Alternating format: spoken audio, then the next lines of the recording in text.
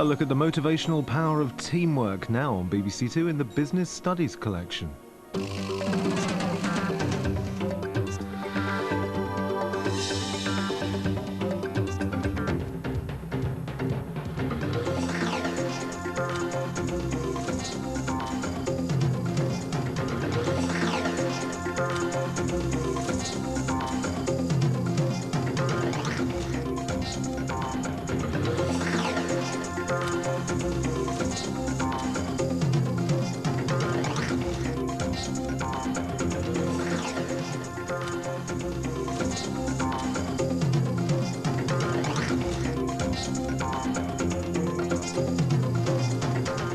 There are two sets of needs that people have.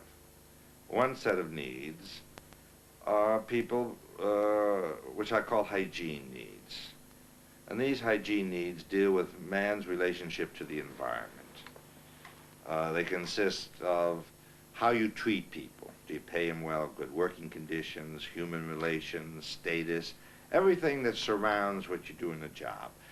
Now, these are what I call hygiene factors because they prevent people from hurting or dissatisfaction, and they're environmental.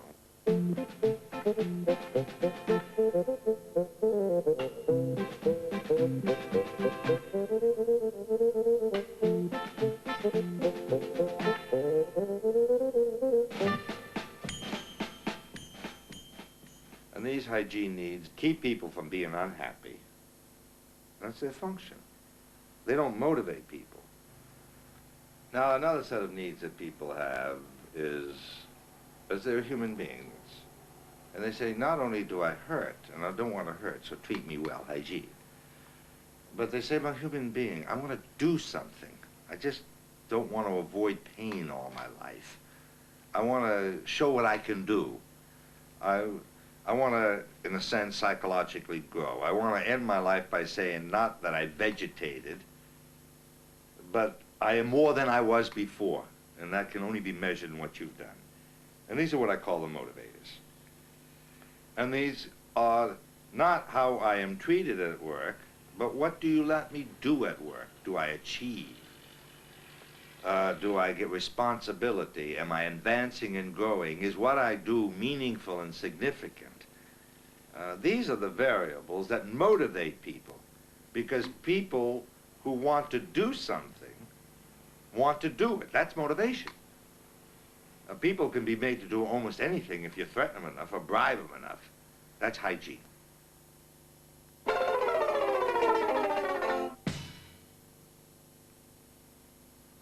If I offer you 10,000 pounds as a bonus, will you do something for me?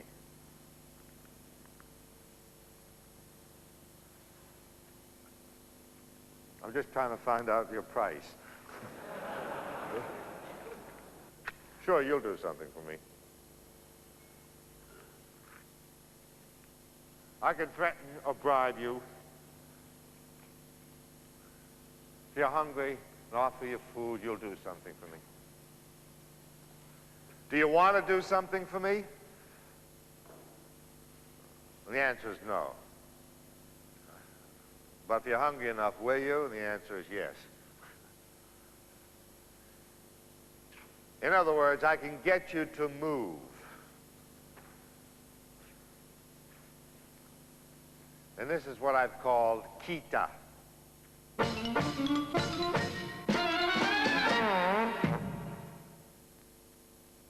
That's the simplest, easiest way to get anybody to do anything, is to kick them in the ass. And you can do it either positively or negatively. Negative kita is threatening them. Positive kita is offering them a reward. One is the carrot, one is the stick. If I kick you in the ass, you'll move. And if I want you to move again, what must I do? I got to kick you again, right? In other words, I can charge a man's battery, but unless he has his own generator, he's not motivated. Does he want to do a good job because he wants to do a good job? That's motivation. Does he want to do a good job because he gets a bonus? He wants a house, a car, a Jaguar? That's movement. So what do you get by treating people well? You can get some movement.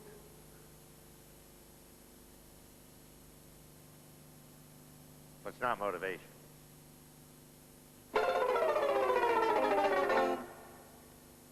That is achievement, recognition for achievement, meaningful, interesting work, increased responsibility, and growth and advancement at work.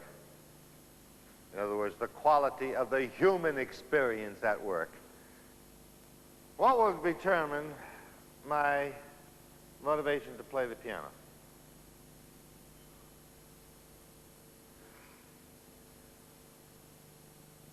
Well, one of the most obvious determinants of my motivation to play the piano is, can I play the piano?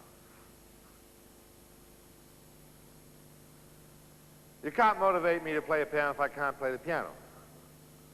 You can't motivate me to fly an airplane if I can't fly an airplane.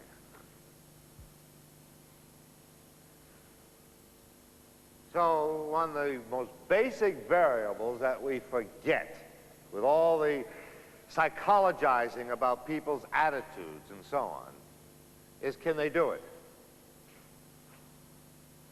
Ability. You can't motivate anybody to do a good job who can't do a good job. So one of the most powerful motivators that you have in your personnel armamentarium is training. The more a person can do, the more you can motivate them.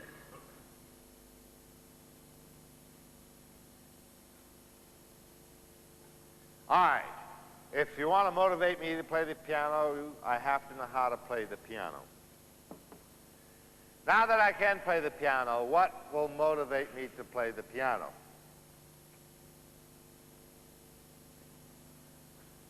Well, do I have a piano to play? It's very simple. And that is opportunity.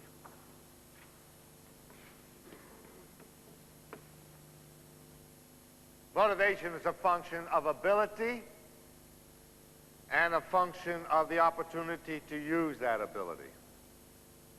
The biggest problem that we've had in industry is the opportunity to use one's ability. What we've substituted for opportunity is cultural noises of responsibility. This is a very responsible job. I want you to be responsible to be an idiot. I need responsible idiots. And this is where job enrichment comes in. The job enrichment movement is to give people the opportunity to use their ability.